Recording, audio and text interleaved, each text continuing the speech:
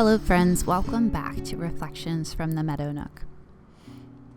As I do some homestead chores, I'm going to share some reflections with you today on a couple of techniques that are grounding my mothering lately. I'm heading upstairs first. I want to strip our bed and wash our sheets and comforter. Since the comforter will take several cycles in the dryer, I will wash it second so I can at least get the sheets on the bed before I start running out of energy, being I have a lot of chores today. I'm also going to wash these new dishcloths and towels.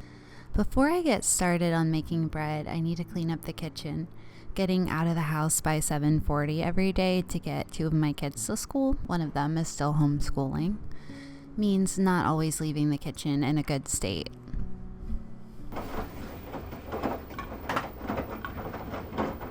The past few weeks, we've been getting into the routine of leaving the house early for school, but it isn't always easy, and kids don't always want to do what they're supposed to, and sometimes they have really big feelings about things. If you're a parent, let me know in the comments. Can you relate? A couple of techniques that have been helping me stay grounded in my parenting lately are remembering to use a calm voice and creating space.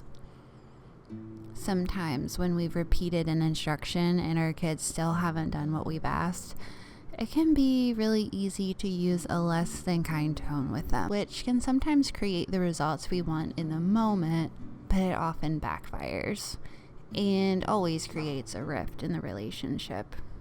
Remembering instead in these moments to stop what I'm doing, find my child, touch their shoulder, make eye contact, and give the instruction with a calm voice, I often get a much better result. Usually I will find out that they either didn't hear me because they're really focused on what they're doing, or they need a couple of minutes to wrap up something. Then we're able to discuss timing, and I'm able to offer to set a timer for them if needed. If you have parenting techniques that you've been finding helpful lately in honoring your children, please share them down in the comments.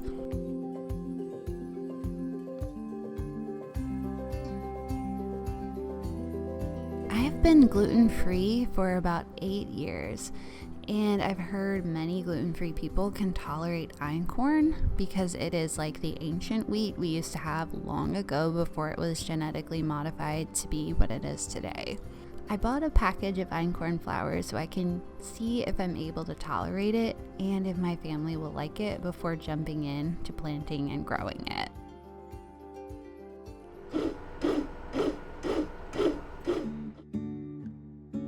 Another skill I'm working to cultivate is that of growing my own sourdough starter. I am late to the trend because I haven't really wanted to try it until I realized part of being self-sufficient with food means not needing to buy yeast to make bread. My mother-in-law is an expert at making sourdough starter and bread and loves teaching people how. I will definitely ask her for help if I fail.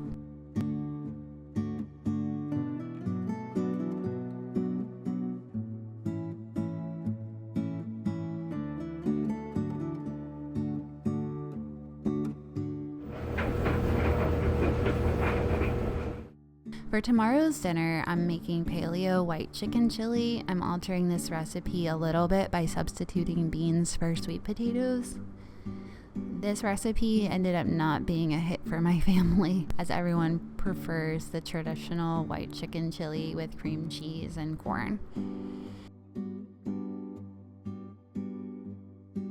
The other technique that's been helping a lot lately in my parenting is creating space for my kids' feelings. Maybe our kids need to wind down before they can do whatever it is that they need to do. Maybe it's a hard morning for them and they need more support. Remembering that we all do well when we can helps me to see that my child's behavior of not meeting an expectation is actually a manifestation of a challenge they're having. And the real mind-blowing piece of this is how often I expect them to know what they're experiencing and what they need, when in reality, in moments that I feel overwhelmed, I seldom know immediately and almost never know in the moment what I need. I'm making butter chicken for dinner tonight with rice. This is a recipe from Paleo Running Mama. Though it isn't paleo, I ended up making rice to go with it, but I didn't start the rice until later in the evening when I had stopped filming.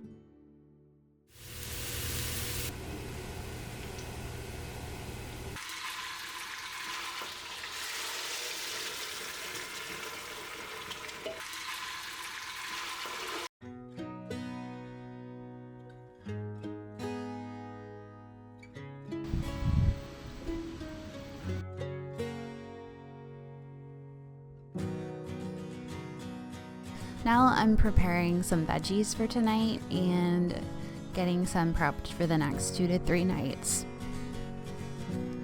We will have Brussels sprouts and butternut squash tonight, roast carrots, onions, and zucchini tomorrow, steamed broccoli and cauliflower, and then fried cabbage the following night.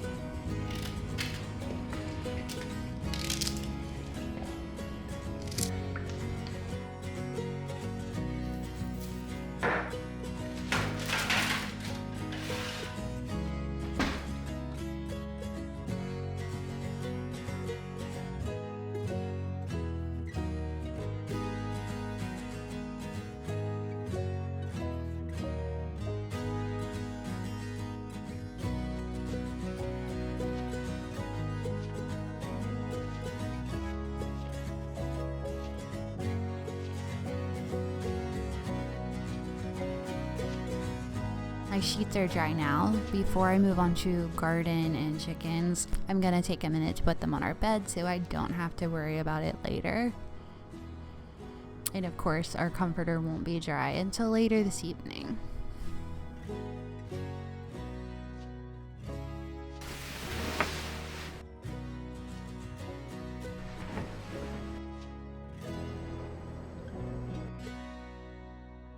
I picked up this homesteading book from Tractor Supply when my daughter and I went to get bedding for the chicken coop. It brought to my attention that it'd be a good idea to have some supplies on hand in case needed for various illnesses or issues the chickens may have.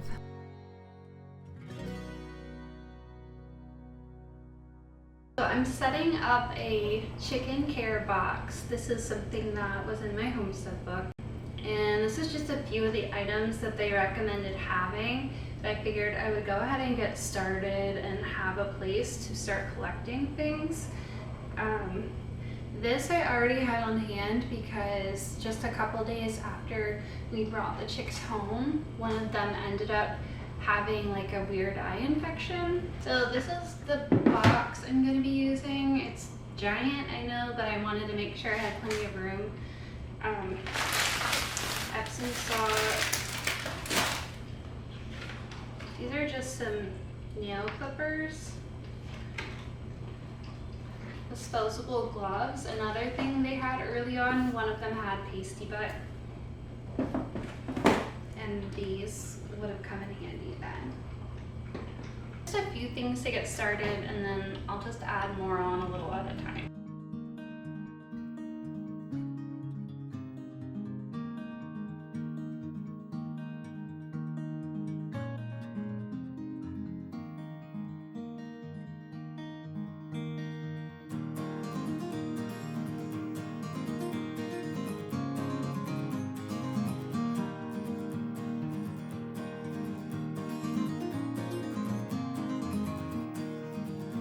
This is the finished bread. I believe all of my kids liked it. My husband and I did too. I seemed to tolerate it fine, which I thought was exciting. The butter chicken was delicious.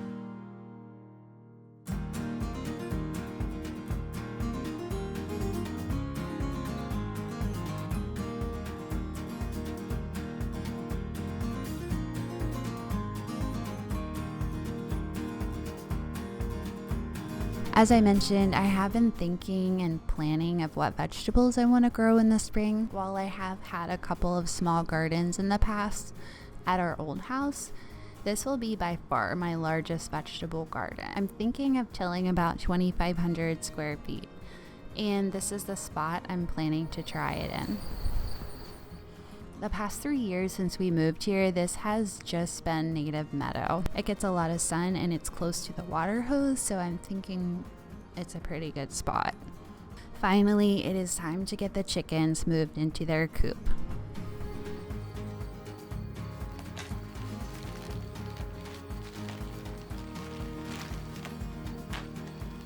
I need to lay down some bedding. I ended up needing 2 bags to get a nice layer on the ground for them.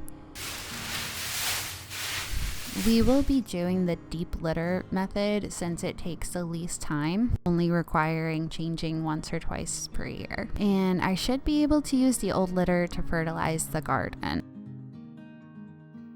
One more thing I want to do before I bring out the chicks is to make a little bit of a pathway with some pine bark chips to help keep the ground from getting really muddy. This pathway here was always really muddy when we had chickens before.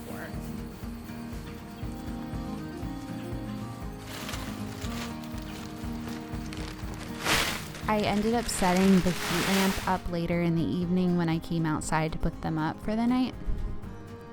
They had no idea, by the way, that they belonged inside the coop. I found them all huddled outside the door just after dark. I scooted them all inside and they found their way under the lamp. The next morning they looked happy in their new large space.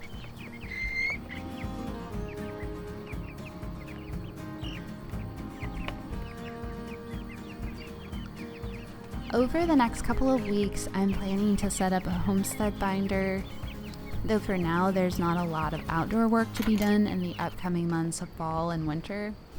Besides caring for the chickens, I have a lot of planning and learning ahead of me. I'm the kind of person who needs to plan and process things before jumping in.